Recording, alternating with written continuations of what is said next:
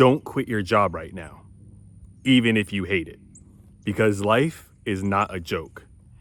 Trust me. And if you don't believe me, and you don't believe how difficult it has been for me, someone with 2 bachelor's degrees, a master's degree, and professional certifications to land a job, go do me a favor.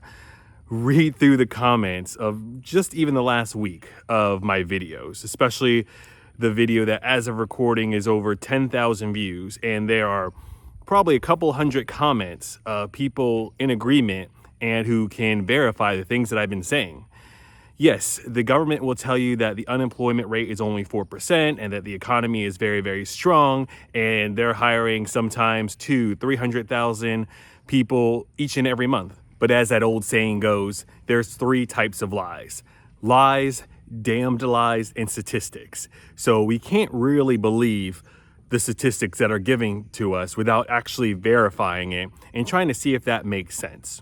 So we can hear the unemployment rate is low, but if we really dive into it and take a peek under the cover, we can see that it doesn't account for most things. It doesn't account if you've been on unemployment too long and it's run out. It doesn't count if, in some cases, you have a severance package and you can't claim it. It doesn't count if you're just like, screw this noise, I don't even want unemployment, I just need a break from all of this. And it certainly doesn't count for the thousands and thousands of Americans who are not necessarily unemployed, but they're certainly unemployed because they're just doing gig jobs like driving people around in Uber or doing Walmart Spark or doing some kind of other gig job that is extremely part-time, and it's going to be nowhere close in most cases to how much money they were making before they got laid off from their job.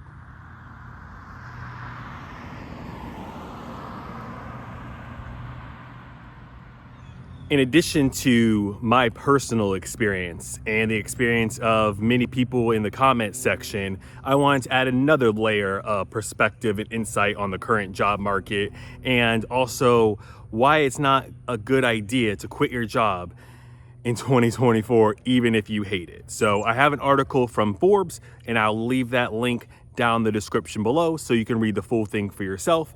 I'm just going to go over the highlights and how it pertains to our discussion for today. The article says that even if you hate your job, most people know the obvious reasons not to quit without anything else lined up. One is that you'll have a better chance of getting a job when you already have one because your employability is social proof. Number 2 is when you're employed while you're networking, distant contacts are more likely to connect because they won't assume your outreach is strictly to ask for a job. 3, by keeping your job, you keep money coming in and don't get into a situation where you run short on cash and have to settle for something out of desperation. And to those top reasons, I would say that it's also a good mental thing to not quit your job before you have something else lined up, because it's very difficult to have the kind of confidence that you need to have in a job interview when you need that job. It's one thing if you've been laid off, but it's another thing if you just quit your job, because if that first interview or the second interview or maybe the 10th interview doesn't go so well, you're going to start to get nervous. You're going to start to lowball yourself on potential offers. You're going to accept responsibilities that you wouldn't normally accept. And you're just going to be a little bit more nervous and uneasy and maybe anxious when you're in this job interview instead of cool, calm, and collected and knowing that you have a job still. Even if you hate it, you're still going to be able to put food on your table. But if you are just stressed out and just really nervous about landing a new job, you're not going to be able to interview at the best of your ability.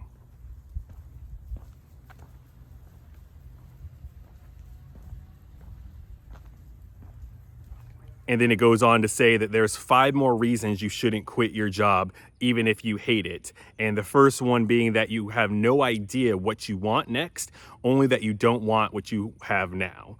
And that's something that most people can relate to.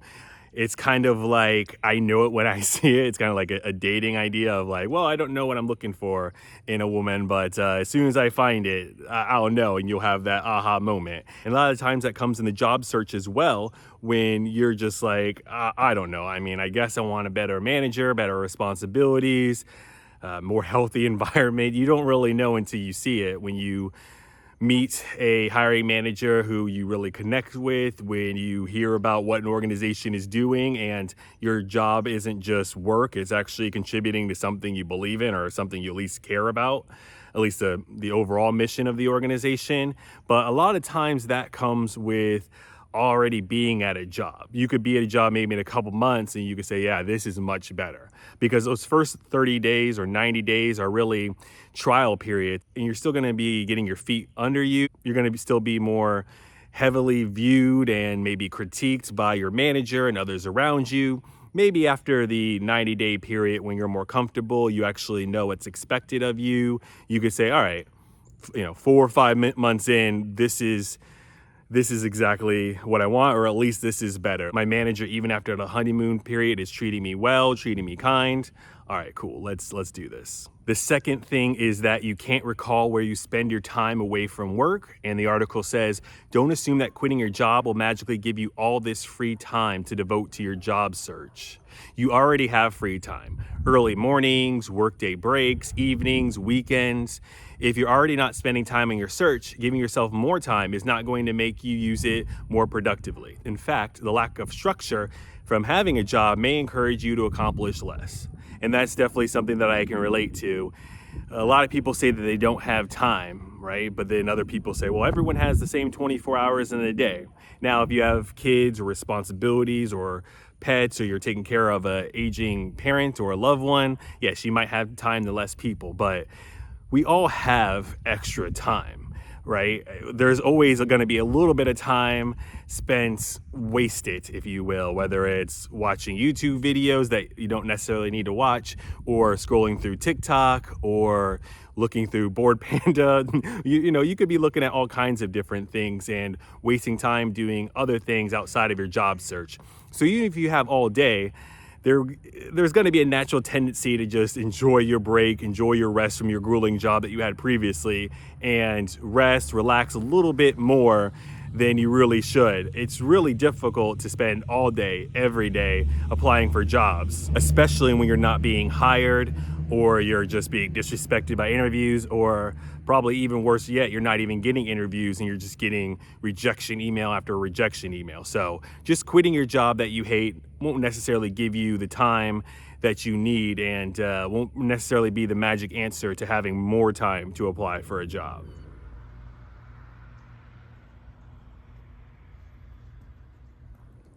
The third point that they make is that you make a six-figure salary and still can't make ends meet.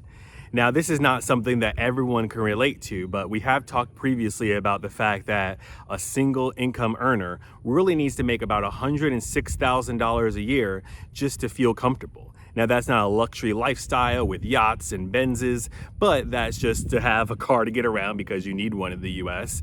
That's to have a roof over your head and not be in the ghetto, or just hear gunshots outside of your window every night, and just to have the basic necessities of life, food, clothing, shelter, things of that nature. But this article goes on to say that too many unhappy professionals insist they are underpaid when in fact they are fairly paid for what they do, but they're terrible with money management. And even if you don't make six figures, this could still be your story, because when you lose your job and all you have is your savings to go off of, you figure out a way to make that stretch. A lot of times when we're paid more, we get a promotion, it becomes this thing called lifestyle creep, in which you are perfectly fine, let's say making 60,000, but now that you're making 70,000, you're still just making ends meet. And the fact that, well, now you might want a nicer car because you're making more money. Now you might want a nicer house or apartment, or you might want to go on more vacations or other things that cost money that you really weren't doing before. But now that you make a little bit of money, you're spending more money, and that is not what you want. If you're going to get a promotion or a raise, you want to be able to put more money away in savings for an emergency fund. You want to put more money away for your retirement.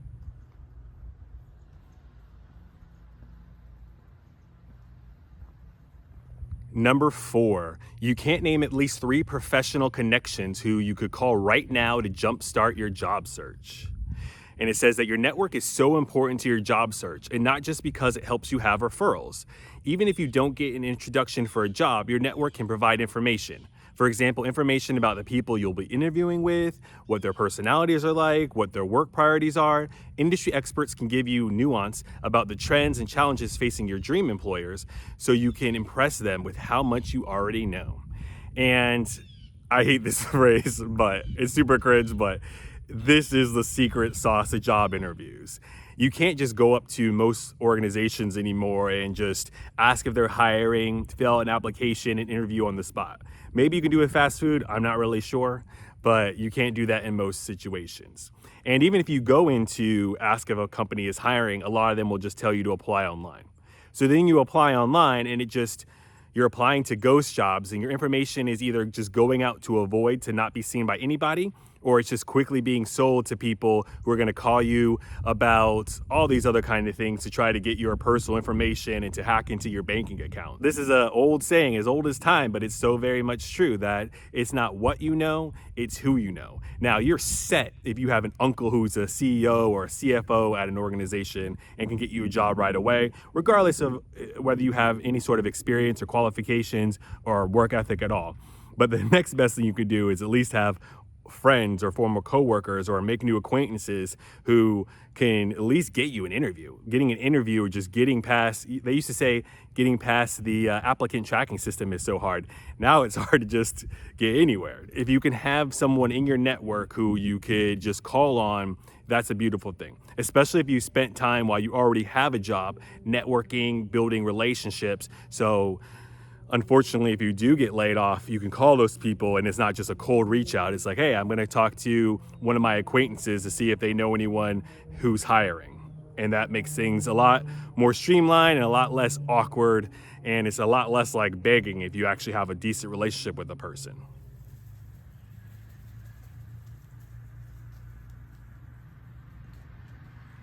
And fifth, you can't talk about your current role without complaining, getting emotional, or sounding negative. And the article says, if you are so negative about your current job, this might seem like a good reason to quit your job right away. You think it will make you more positive and therefore a more attractive candidate. While it's true that having a positive attitude is a must for an effective job search, quitting your job isn't going to make you feel better about it. You're still going to have to talk about it in interviews. You invite even more probing questions about it and have to talk about it more because you left without anything lined up. And this is a key thing to think about because leaving a toxic work environment is the same kind of mentality as leaving a toxic relationship. You need time to heal. You need time to repair your soul because these things, these jobs and these managers can really just drain you and just make you feel like you're a piece of trash and like not worthy or valuable. And it's just very, very emotionally draining.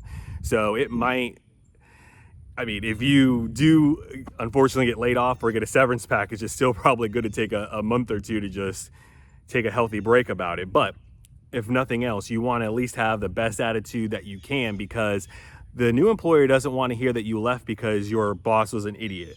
Your new employer doesn't want to hear that you're looking for new opportunities because everyone around you is a moron or a chatterbox, because they don't want you to say the same things about them if you were to leave, whether you get fired or laid off. So, you can just keep it, you need to be able to keep it professional, not just get super heated and mad and angry or emotional or God forbid, break down in tears when they ask you about why you're looking for a new job. So you need to be able to emotionally process this as much as possible so that you don't scare away people when you do have these interviews. And you could just say something vague and positive like, I'm leaving my job to pursue new opportunities, or I saw your job post and this is a place that I really want to work at, or like I'm really passionate about the things you're passionate about, even if it's not true.